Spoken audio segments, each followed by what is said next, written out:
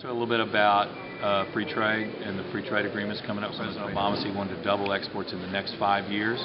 That was a goal that would be very, very well received by potato growers. But what we didn't see coming out of the president was any activity toward doing that. So what we see now is they've moved the Korea free trade agreement forward, which is very, very significant for potato growers, particularly in the Pacific Northwest, where exports to the Pacific Rim of frozen product are extremely important. We need to work with growers, to work with others in the industry to make our voice known to the Congress that we need to see the Korea Free Trade Agreement considered quickly by the Congress and passed so it can be signed into law.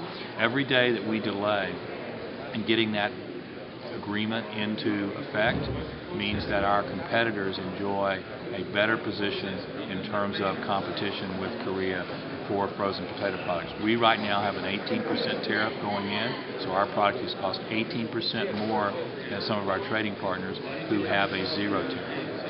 So what you're telling growers and people in the industry, they got to become more involved and greater advocates for the industry. They need to get involved right now, weighing in with Congress to say we need to consider these free trade agreements now. We need to pass Korea. We need to pass the Colombia agreement and the Panama agreement. Do it quickly and get ourselves back in the game on trade. Every day that we're not moving forward with trade, you're moving backwards because your trading partners are gaining on you. It's just the case that unless you make your voice heard in Washington, unless you speak to your congressmen and senators directly, some of these things get away from you, and they don't have a way of knowing what's important to you. So it is critical that growers weigh in and that their members of Congress understand. Same thing with WIC and... Absolutely.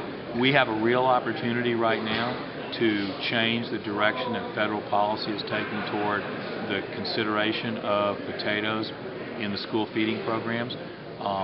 There has been a recommendation by USDA that they put an absolute limit on the number of potatoes that can be served in any given week.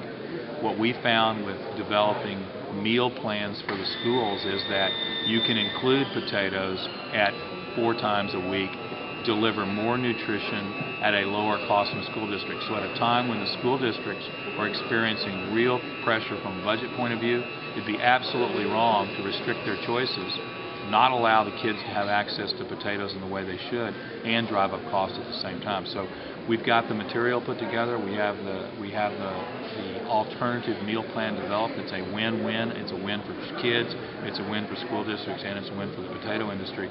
And we're going to be involved in getting that information in front of USDA.